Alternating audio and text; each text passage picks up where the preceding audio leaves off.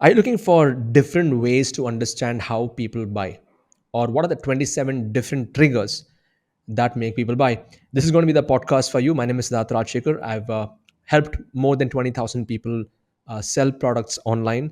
And many of my students have crossed multiple crores in revenues by implementing some of the principles I'm going to be teaching you today. Now, when it comes to buying, I want you to understand that number one is buying, it's always an emotional decision. It is never a logical decision, and we normally rationalize it only after we have bought something.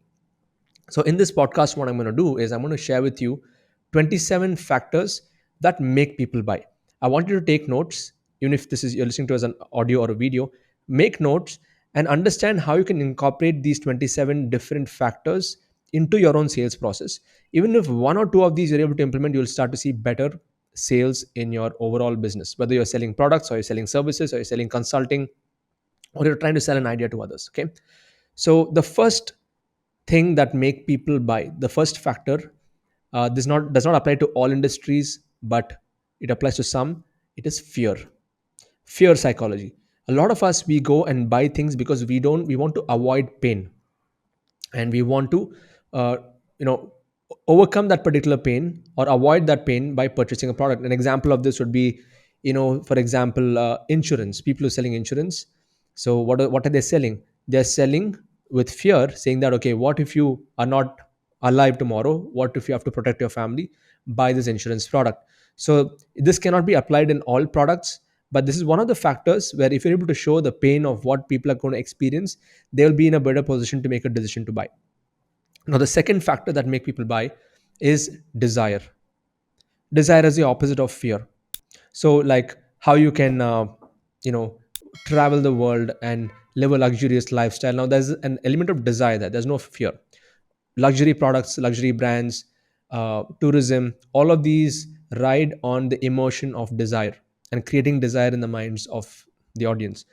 Desire could also be like in technology products. If you look at Apple as a company, when they launch a new iPhone, they create a desire in the market and they go and buy that product.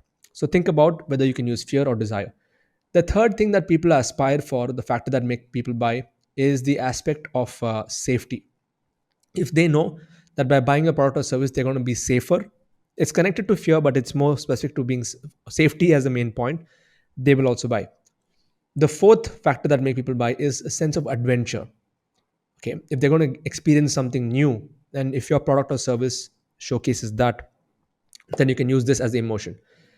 The next thing, number 5, the fifth reason why people buy is significance. By buying a product or service, if it can make them feel more significant about themselves, that's awesome. For example, Mont Blanc is a pen, right? It's a luxury product, but when somebody buys it, there's a sense of significance. They get connected with the brand. Number 6 is if you can sell the idea of improving a relationship or having better relationships, that's also an emotion. Then better health. If you can help people live a better quality life in terms of health, that's a selling point.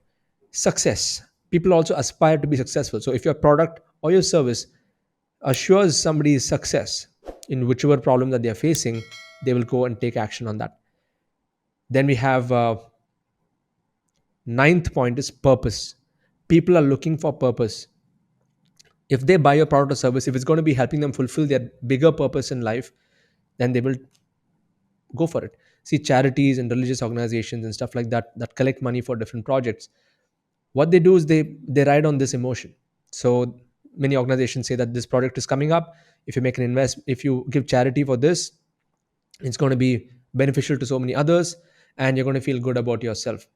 So a sense of purpose also drives people to buy. The 10th factor that make people buy is growth. If you can grow faster in your business, if you can grow faster in your career, if you can grow faster in your creativity skills, growth is another emotion. Number 11 is appreciation.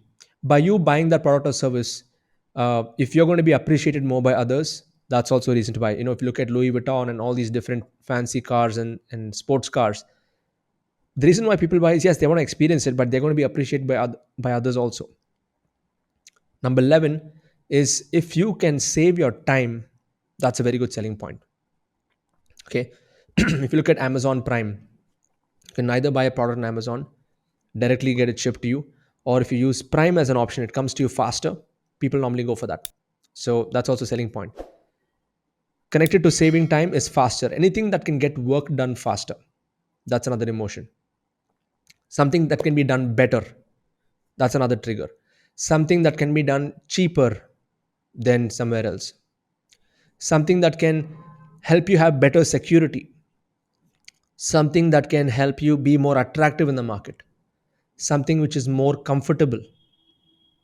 So what we've done is we have covered now 18 different buying triggers.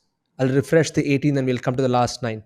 Fear, desire, safety, adventure, significance, better relationships, better health, success, purpose, growth, appreciation, saving time, getting something done faster, better, cheaper, where it gives security, more attractive, and comfort. So these are 18 buying triggers that I just shared with you. The last 9 are these: happiness. If somebody buys your product or service, if it can make them feel more happy about themselves and the world around them, they will invest. If there's a story, you want to share a story and help them connect your story with the brand story, it's a very strong connection that they would actually buy, because facts tell but stories sell. The other emotion that makes people buy is if they want something new and latest. Okay, there are a lot of people who want the latest iPhone, they want the latest MacBook Pro, they want like the latest gadget. That's also an emotion. Trust. There are some products which use trust as the main factor, like some of the brands that have been around, say, since 1956, since 1957. Let's say there's a big bakery and it says since 1955 or something like that. That itself is a trust factor, because if something has been around for so long and a lot of people are there, that's also a factor that make people buy. Another reason why people buy is sometimes they are bored, they just want something fresh and something new. You can use that. You can even use nostalgia as an emotion to make people buy. You connect them back to their school days. You connect them back to a feeling that they experienced during their childhood. If the product connects with that, they will actually buy. Another thing which is a buying trigger is addictions. Why do people buy cigarettes? Because they're addicted to it. Why do people buy alcohol? And that could also be positive addictions, but anything that they're addicted to is a repeat purchase. Another thing what make people buy is exclusivity. So let's say you only have so many number of units left. Let's say there's a brand new car launching, and there are only the first 10 cars will have a gold trimming on it, in the what do you say, in the bonnet and stuff like that. Let's say you have a special gold trimming around the car, and only 10 units are available. Now, because of that exclusivity, people will go and buy. And finally, the last emotion is worthy. When somebody buys, if they can feel more worthy about themselves, and if they feel that their self-worth has gone up through that purchase, that's also a buying emotion.